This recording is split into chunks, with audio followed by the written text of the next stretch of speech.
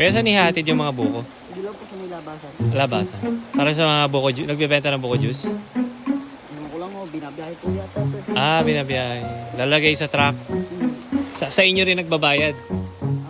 Sa amin sa karga lang.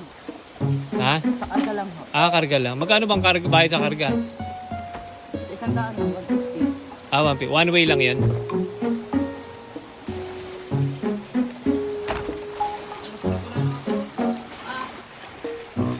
Thank you, kuya. Binigyan kami ng free buko. Salamat, Horsey.